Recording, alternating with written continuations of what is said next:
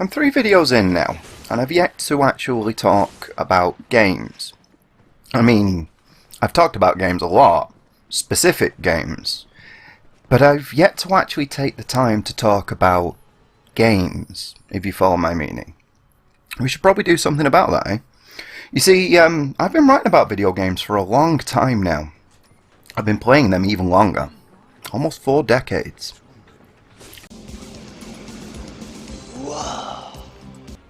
When I was around 2 years old, I had my first experience. The first one I can remember, at any rate. It was a small, handheld arcade cabinet game. A Space Invaders knockoff, for those who are wondering. It's like a little version of it. Home consoles weren't really a thing back then. Not in the way we think of them now, at any rate. What little we did get tended to be extremely expensive and extremely basic single game machines. Think the old Pong machine with the paddles and you won't be far off. I didn't really get a dedicated gaming machine until I was 8 years old, and it required cassette tapes with data measured in kilobytes. The games available weren't exactly what you'd call complex, know what I mean? Even the crude capabilities of 8-bit were still a pipe dream in my young mind. But there were already attempts to add more than simple mechanics, you know, actual stories and the like. And by the early 90s, the full potential of gaming had already begun the process of unfolding around me. So by the time Final Fantasy VII rolled around, I was already well entrenched into the idea of richly detailed lore and expansive worlds to explore. I'd played a lot of RPGs at that point. The Shining series by Sega in particular really still stand out as some of my favourites, and Phantasy Star as well, so, you know, Final Fantasy VII. That's probably why it didn't hold the mythical standard of best game ever in my eyes. It wasn't even the first Final Fantasy I'd played. Played at least, I think, 2 before that. I distinctly remember playing Final Fantasy Mystic Quest, but I'm sure there was another one as well, at least one more. And I'm not so contrarian to deny its importance. It was a very important game. It just never quite struck that chord with me. Though, honestly, the whole concept of the greatest of all time is highly amusing to me. I mean, time hasn't ended yet. There's no pleasing some people.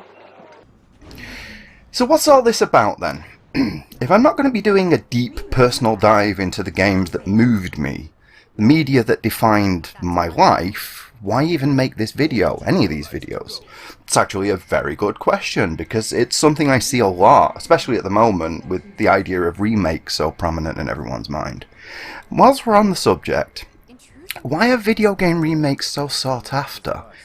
By the same people who are sick of seeing films being remade, no less. I'm genuinely baffled why there's this odd double standard, but that's a discussion for another time. We've seen a lot of people talking about defining moments in their lives, how a film, book, or, more important to this video, game, have helped people through their most difficult times. Something I can actually fully understand and even relate to an extent. But honestly, as profoundly as media has affected me, I've never had that experience. Not even once. All this happy horse shit. Shenmue is one of my favourite games. Not series, games. Because we need to understand that it really is one game, split into 3 parts so far, but all part of one larger experience. That's my second daughter that you can see on screen at the moment. Her name is Nozomi, so named because of the impact that Shenmue had on my life. She's the love interest of the main character, Ryo. Not my daughter, obviously. It's a name I also use for just about every female character I play in a video game, whether I can custom design her or otherwise. If they let me give her a name, she'll be called Nozomi. It's been that way for almost 20 years. That's the strength of the legacy of Ryo's journey, the strength it's had on my life. A lasting legacy that shows no signs of abating. In fact, it's only become all the more poignant as the years have gone by. I put over $100, $160 I think, almost 2 weeks' income at the time, into the Kickstarter. Sitting there for hours on end, just refreshing Kickstarter, waiting for the website to work so that I could pledge my support. something I still don't regret in spite of everything. Also, speaking of my daughter, she's just popped in. Yeah, this one's scripted, but I'm not as adamant on keeping to it like the other ones I've been doing, because it's a bit more personal. What was I up to? Yeah, the website went down, for those who don't know. Shenmue, when it was announced, broke Kickstarter for like 9 hours, and I sat there for almost the entire time waiting for it to come back up. So, I'd like you to bear all of that in mind. And that's just one example of a video game that has impacted my life throughout my 4 decades on this planet. Consider the full weight of what I'm saying, because I'd like to reiterate, no piece of media has ever changed me as a person. Not in the way pretty much everyone else will relate anyway, despite the significance of me naming a child for a video game. Truth be told, I find the very idea to be highly uncomfortable. It really gets under my skin and legitimately makes me squirm when I hear someone say something like that. There's one example in particular that I keep coming back to. It was some years ago now. I was watching a video about the impact of representation. One specific incident for one specific person. I don't know how I found it, don't know who it was, and I haven't seen anything else that person has produced. But it stuck with me. Depressingly so.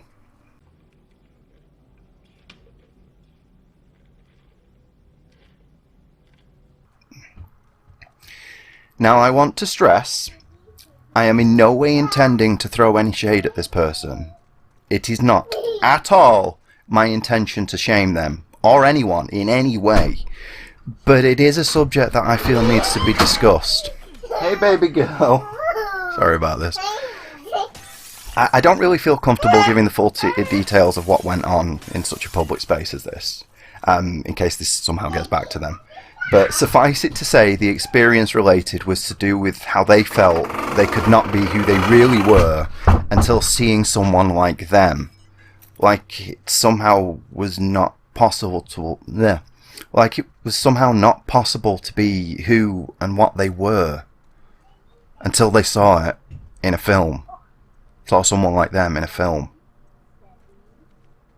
The implication is horrifying.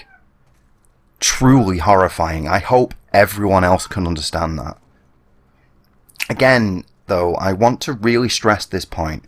Representation is tremendously important. It's essential, especially for children, that we all see people like ourselves succeed so that we have someone immediately relatable to aspire to be, role models to look up to, be they family, friends, or anyone. I do not at all want to take that away from you. I don't want to take that away from anyone. Black Panther being such a juggernaut of a film is fantastic. It's great. It's amazing and heartwarming to see little black boys and girls having someone like them be the unstoppable hero that overcomes every obstacle and saves the day. And I want to see more of them. Even if it's something I have no interest in personally watching, even if I don't like it, because not everything has to be for me. Or for anyone for that matter. Target demographics exist for a reason. I don't want to stay on this for too long though, so I'll end by saying that representation needs to be done for the right reason, not just to tick a box. Also, the Philippines really need to get their shit together and finish that goddamn Dana film. Now, light our darkest hour.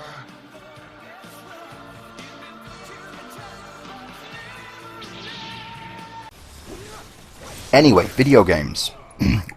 What am I actually trying to say then? Well, I don't have a problem with the principle. I hope I've made that clear. What's really bothering me is that people are turning to fiction for their sources of self-worth. And that's fucking horrifying. What the hell happened? Maybe it's a sign of the times, but I'm not so sure because I see it from people of comparable and even older ages than myself.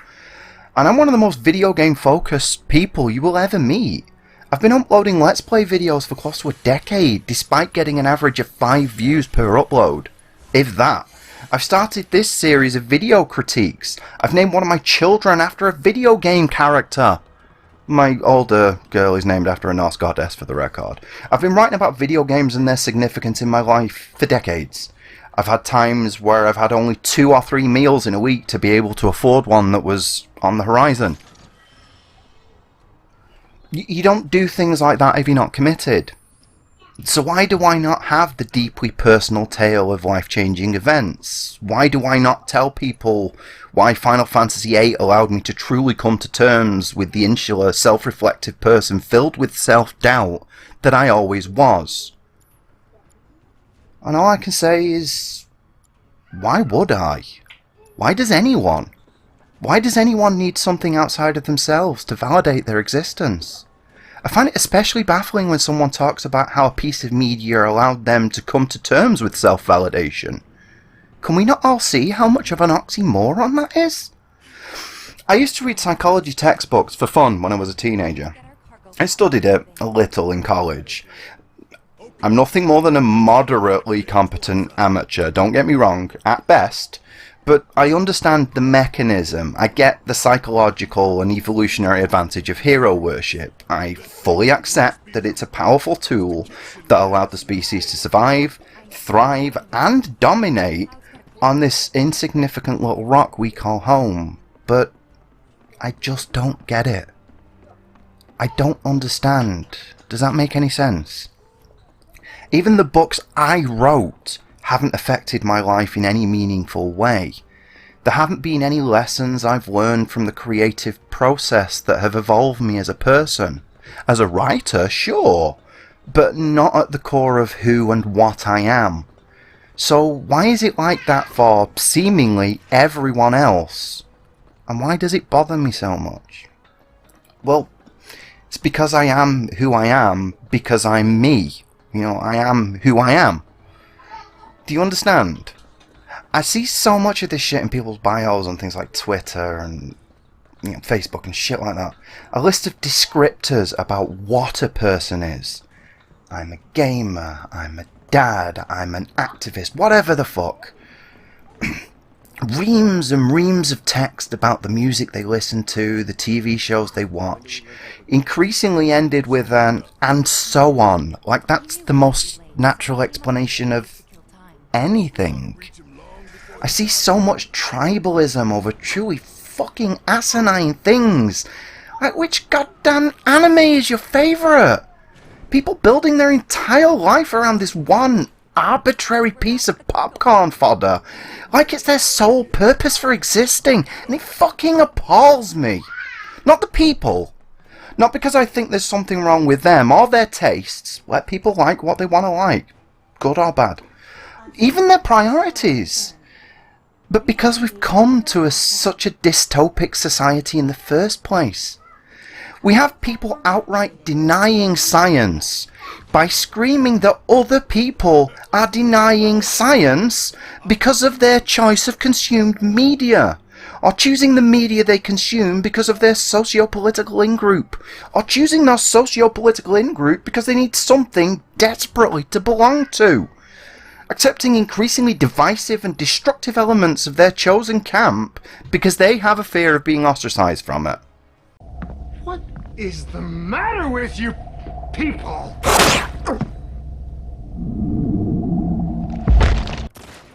So why do I care so much about video games then?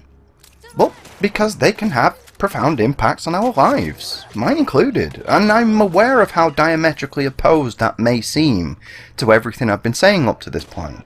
But that's the problem. There is no conflict. Being deeply, personally affected by media is natural and healthy.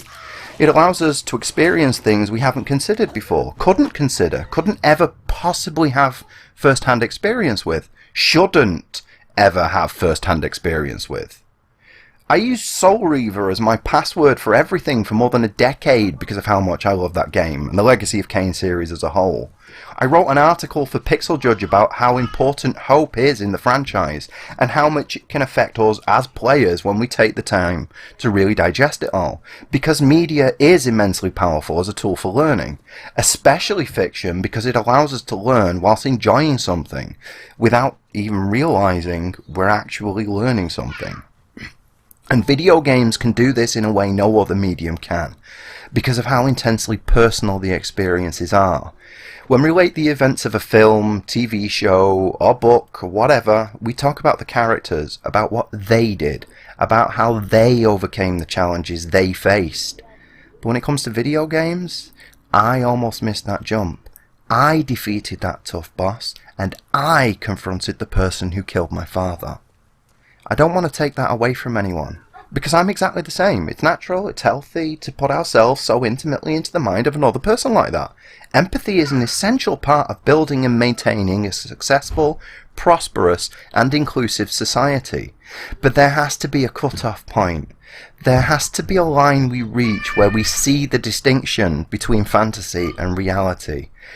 I remember someone once saying they were extremely disturbed by people who can so easily compartmentalize between what is and is not real. Again, not naming any names. And dude, fucking A. I'm aghast, thoroughly horrified at the thought that some people can't distinguish between what's real and what isn't. That's literally one of the diagnostic criteria for schizoaffective disorders. What the hell is wrong with you?